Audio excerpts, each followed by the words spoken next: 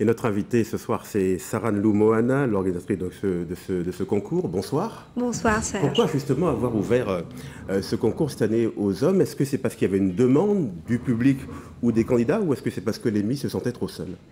Ah, peut-être un peu des deux, mais je pense aussi qu'il fallait aussi dans les concours de beauté une certaine parité. C'est vrai que c'est un univers qui était réservé beaucoup aux femmes.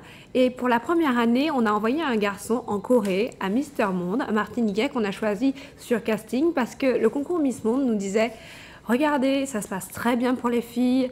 Nous, on a un concours où il y a 70 candidats à peu près à Mister Monde qui se fait en Corée. Ça aurait été vraiment bien d'avoir la Martinique. On a tenté l'expérience et à notre grande surprise, on a reçu beaucoup de demandes d'inscription des garçons. Et on s'est dit pourquoi pas, mais vraiment avec un petit peu de réserve. Et quand on s'est rendu compte du caractère, nos jeunes hommes et nos jeunes de manière générale ont vraiment du caractère et des choses à montrer. Donc vous l'avez dit, donc le gagnant masculin participe donc au concours Mister Monde. C'est quand même peu par rapport aux filles qui ont accès à 5 concours internationaux. C'est vrai que, comme c'est une première, le plus grand concours masculin en termes de concours de beauté, c'est Mister Monde. Donc on a choisi tout de suite le meilleur. Mais c'est vrai que les filles ont beaucoup plus d'opportunités parce que c'est vrai que la particularité de Martinique Queen, c'est qu'on ouvre la porte des concours internationaux à 5 jeunes filles. 5 jeunes filles ont la chance de partir à l'autre bout du monde, que ce soit au Vietnam, en Thaïlande, en Afrique du Sud, et parfois même de suite. Hein. L'année d'Ingrid Littré, elle est partie, elle a fait Londres, Abu Dhabi, Johannesburg, Cape Town. Elle a vraiment fait un très beau voyage. Et c'est la particularité, il n'y aura pas qu'une seule gagnante, il y en aura 5. Et malheureusement, j'aurais bien aimé faire autant pour les garçons, mais on ne peut pas envoyer tout le monde. On constate effectivement qu'il y a une floraison actuellement de concours de beauté. Le concours de Miss Beauté Noire, le Miss France, Miss Nationale. Qu'est-ce qui vous distingue de vos concurrentes? Mais je crois déjà que quand on a commencé, on a été un peu après Miss Martinique, on était les précurseurs à créer un nouveau concours de beauté qui permettait vraiment d'aller au-delà de la Martinique. Et c'est vrai que ça a ouvert la porte à bien d'autres, et tant mieux, parce que mieux la Martinique est représentée dans le monde, que ce soit à Miss France ou à Miss Nationale, mieux la Martinique se porte. Aujourd'hui, on a une destination qui a besoin de visibilité, et le maximum, c'est toujours le meilleur. Et quels sont justement les critères que vous imposez aux filles et aux garçons, aussi bien en taille, en poids qu'en culture générale? Alors c'est vrai que nous, les concours internationaux demandent pour base d'avoir quelqu'un qui parle l'anglais, vraiment et puis qui a l'habitude de voyager. Donc souvent, ce sont des jeunes, donc ils n'ont pas forcément l'habitude de voyager.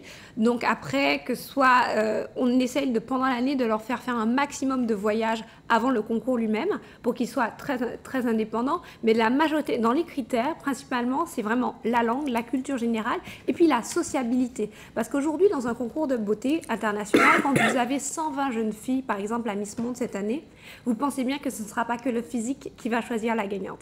Ça va être le caractère, ça va être quelqu'un de très communicatif, très sociable, parce que finalement, une Miss doit être au contact des gens. Et c'est ce qui fait la différence entre une Miss et un mannequin, c'est que c'est une personne accessible et qui doit représenter dignement son pays et montrer que, par exemple, la Martinique a plein d'amour à donner, a plein de belles choses à montrer. Et donc, ce sera la mission de cette année. Est-ce qu'il y a des critères aussi assez restrictifs? On s'est posé la question ce matin à la rédaction, des critères restrictifs comme, par exemple, de ne pas faire certains types de photos, et puis être peut-être pour les filles aussi célibataires. Est-ce que tout ça aussi c'est imposé? Bien sûr, ça peut paraître un peu vieux jeu. Comme Madame de Fontenay. Voilà, ça peut paraître un peu vieux jeu, mais c'est bien d'avoir des bonnes mœurs. On demande à ces jeunes filles, bien sûr, de ne pas faire de photos en dessous, de photos portant vraiment un jugement un peu embarrassant. Et après, c'est vrai que c'est libre un peu au regard de chacun. Après, on rentre dans des codes qui sont dans des codes, bien sûr, du grand public. Il faut que notre représentante soit digne et inspire le respect. Et le respect de la femme aussi, c'est important pour l'image à Martinique, son image elle-même, mais aussi l'image qu'elle véhicule de la femme, par exemple. Une dernière question, qu'est-ce qu'elles deviennent, ces anciennes Martinique Queens, parce qu'on n'entend pas beaucoup parler d'elles? Beaucoup partent, parce que c'est grâce au concours de beauté, elles enchaînent souvent sur une carrière comme le mannequinat, la télévision ou encore la comédie. Donc c'est vrai qu'après on peut dire que on perd un petit peu nos perles, mais aussi elles vont vers les métiers des médias, parce que je crois qu'avant tout, une jeune fille qui fait un concours de beauté, c'est juste un tremplin. Gagner, c'est une chose, mais le plus important, c'est qu'est-ce qu'on fait après. C'est-à-dire un tremplin personnel. Exactement, pour ça fait partie de la construction personnelle, je pense. Et je crois qu'aujourd'hui, quand on voit justement le nombre de concours de beauté, ça montre aussi que nos jeunes filles essaye vraiment, elle se libère. C'est-à-dire qu'aujourd'hui, dans nos profils de candidates, on a des jeunes filles qui, par exemple, finissent tout leur cursus d'études, elles vont jusqu'à leur master, et quand elles ont eu leur master, elles se présentent au concours pour prendre leur année, pour profiter. Enfin, je suis une jeune fille cultivée, je peux montrer que aussi je suis une jeune fille jolie, donc je m'inscris à Martinique Queen, je fais mon concours, et après je me lance dans la vie professionnelle. Une tête bien faite et une tête bien pleine. Merci beaucoup, Sarah Loumoana, pour ces précisions. Merci à vous.